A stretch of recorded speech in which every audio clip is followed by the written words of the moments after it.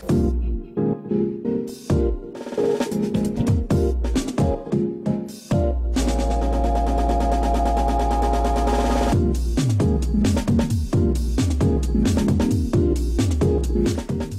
welcome to Moviefone Unscripted. I am Dakota Fanning, and I'm here with Michael Sheen and D.Campbell Bower to talk about our new film, New Moon. We're going to ask each other some of your questions, and then we're going to ask some of our own. And I'm going to ask the first question, I believe. This is from Erin in Salt Lake City, and it's to Dakota. So what was the best advice that Stephenie Meyer gave you about your character or the story in general? I'd say the best advice that she gave me was with regard to my character's power, just that she doesn't have to do anything or say anything special. Just by simply looking at someone, she can cause them pain. So that's pretty dangerous because she gives you no warning. So. Good answer. Well done. Thanks. Okay, this is to Michael. This is from Sana in Eugene, Oregon. Your daughter is reportedly a big fan of Twilight. Did you bring her to work or score any souvenirs for her from set? Well, the very first thing I ever asked when I was offered the part was, I asked Lily, my daughter, about this character Arrow, and she said he was bald and just wears a black cloak. And I thought, do I really want to go bald for this part? So I was glad to find out that I didn't have to be bald. She was at school the whole time, so she couldn't come to set. And I, as a souvenir, I stole Robert Pattinson. This is from Alex in Tampa, Florida. And this is to Jamie. Twilight fans seem to have their own language. Do you have a favourite word or phrase? Yeah, I use the word wick a lot, which is, it's kind of an abbreviated version of wicked. I just use that amongst my friends. Is that working out for you quite well? It's not going great. I can't say it's catching on particularly well, but we're trying. We're really pushing it, so wick. Wick, yeah. Wick. Unscripted, wow! Run around! This is me to Dakota. Yeah. I thought this was you to me. No, okay, crikey. No. Okay. If you had to get a tattoo of anything, or any job, or anything that you've done, what would it be? I would probably get a quote by Edgar Allan Poe. Nice. If Classy. I had to. Classy. Any particular quote? Yeah, I'm gonna like mess it up, but it's like everything that we see or seem is but a dream within a dream. Nice. Oh, trip me up. Nice. This is me. This is from Cynthia in Mountain View, California. Hi, Cynthia. This is to Jamie. Since you famously got in trouble for a comment about being a kid in the movie, how comfortable are you with doing nude scenes? Wow. I'm actually incredibly comfortable with doing nude scenes. I'm working on a film at the moment, which will be starting in January, where I have to be full frontal naked. So I'm more than happy to do it. How comfortable would you be doing this interview naked? Absolutely fine, yeah. Should we crack on? No? Oh, sorry. No, I'm being told that's not a possibility.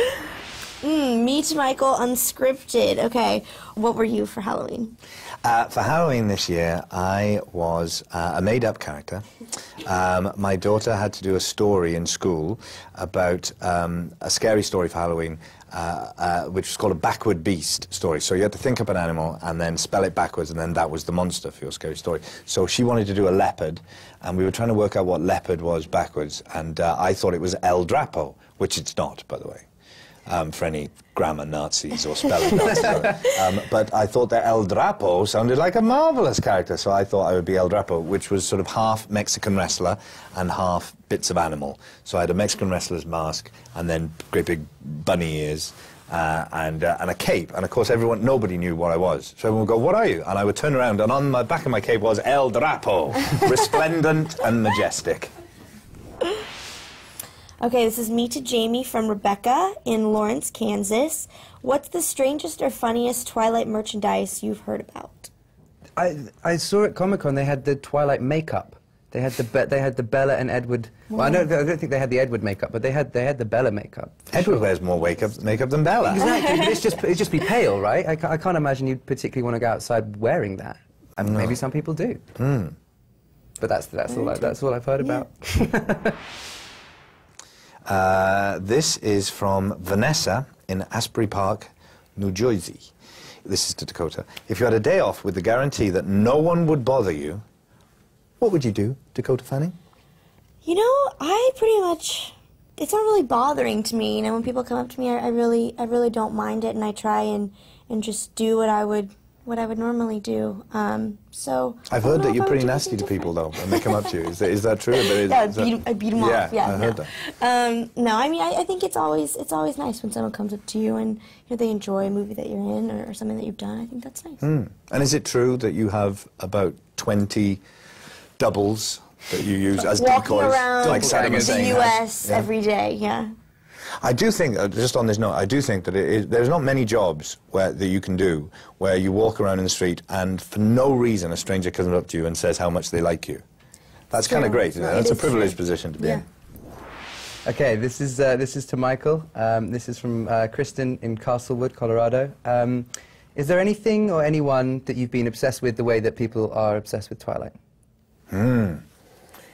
Well, I was pretty obsessed by football, soccer, when I was a kid, and then that sort of obsession changed to acting, really. I became really obsessed with acting. So I would read all about the history of acting, and I would watch every performance I could watch. You know, Laurence Olivier, very famous actor in Britain, and I used to watch all the recordings of his performances and get recordings of other people's performances and read criticism. There's a writer called Kenneth Tynan who wrote a lot, who was great sort of a theatre critic, and so I loved finding out about theatre performances from before I was born that I never saw. So I thought there was something quite magical about that, the fact that you do this great performance and then it's gone. It's not recorded on film or anything.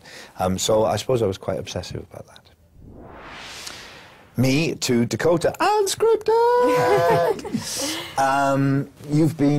You've done many films since you were very little. Is there anything that you feel that you've missed out on because of doing film? I know you've got a lot of stuff and it's been amazing, but what do you feel there's anything you've missed out on? To me, because this is really all I've ever known, because I started out when I was so young, so I really don't feel like I've missed out on anything, or I don't know what I've missed out on. You know, this is like the life that I've lived since I was like 6, and it's, you know, what I want to keep on doing. So anything that I have missed out on, I haven't really missed.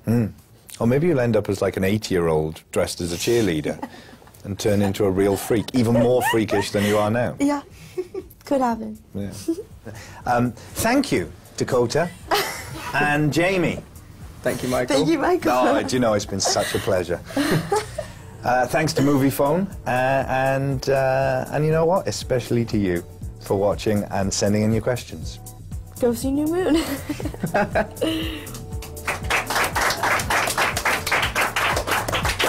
Let's do it again. Let's do it again.